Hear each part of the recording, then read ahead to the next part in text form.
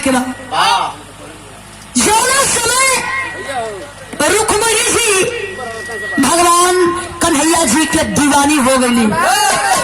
देखो प्यार अजुए के लोग नहीं करत बा, प्यार तो देवी देवता लोग कैलन, प्यार तो बुढ़ऊ दादा चाचा लोग कैलन। आज मोबाइल हो गई, लड़की लड़का बतियावत तो लड़का इशारा करत बा लड़की से, राती के कहत बा कि तू के हम देखल चाहत बा, तू कैसन बाड़ू। वो लड़की तुरंत मैसेज करत बा कि मंदिर पे आ जाइया, दोनों जाने मिल के गदा भाजल जाई। के कौन? हनुमान जी को। वो लड़की लड़का आपस में बतियावत हुवन, लेकिन बहुत दादा चाचा लोग भी प्यार कैलन।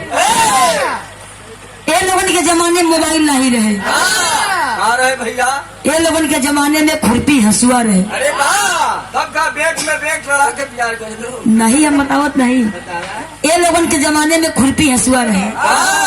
लोग पुरानिया दादा लोग कहे, हम ना कह दे। ये लोगन के जब बात करे के मन करे, जब मिले के मन करे, तो कहीं आड़ देख के जमीनिया पर लोग निशान बनावे कि यही जरा अब आ जाइए। यही रहर के पीछा में बैठ के हिलाई। अरे रहरिया का पेड़ भैया। लेकिन रुक्मणी जी भगवान कन्हैया जी के दीवानी हो गई।